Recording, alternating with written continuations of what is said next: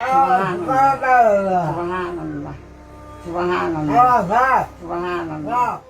আমরা যেমন অন্যের মাথায় যেভাবে তেল দিয়ে মালিশ করে দেই, দেখুন এই অন্ধ প্রতিবন্ধী ছেলের মাথায় তার মা সেইভাবে তেল মালিশ করে দিচ্ছে। আসলে এই ছেলেটি অন্ধ, তিনি চোখে দেখে না, কানে শোনে না, কথাও বলতে পারে না, এমনকি চলাফেরাও করতে পারে না বয়সের কারণে। আর এই অসহায় মাকে দেখুন, 100 বছর বয়সে হওয়া সত্ত্বেও এই মা তার প্রতিবন্ধী ছেলের সবসময় সেবা যত্ন করে থাকে। এই মানুষ দুইটার পৃথিবীতে কেউ নেই বললেই চলো, একমাত্র আল্লাহ ছাড়া। এই প্রতিবন্ধী ছেলেটি অনেক বৃদ্ধ হয়ে গেছে, দেখুন তার চুল দাড়ি সব কিছু পেকে গেছে। প্রতিবন্ধী ছেলেটি অন্ধ হওয়া সত্ত্বেও এই মা তার ওই সন্তানকে কখনো ছেড়ে যায়নি। আপনারা অনেকেই বারবার কমেন্ট করে অনেক কিছু মন্তব্য করে থাকেন এই দুইজনার সম্পর্কে। আমি আপনাদেরকে বারবার বলি, ইনি হচ্ছে প্রতিবন্ধী ছেলেটি এবং এই মহিলাটি হচ্ছে তার মা।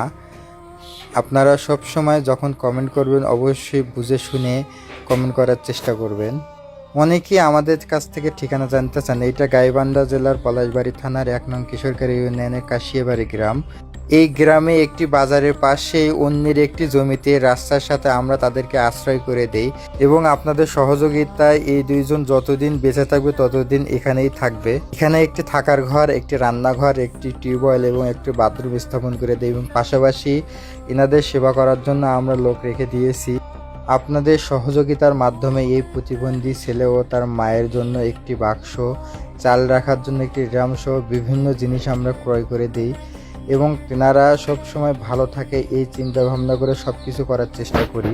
এই মা মানসিকভাবে অসুস্থ হওয়া সত্ত্বেও এই প্রতিবন্ধী ছেলের সব সময় খেয়াল রাখে, যত্ন নেয় এবং খাবার দিয়ে থাকে। আপনারা সবাই এই অন্ধ প্রতিবন্ধী ছেলে ও তার মায়ের জন্য দোয়া করবেন, তারা যেন সবসময় সুস্থ থাকে এবং ভালো থাকে।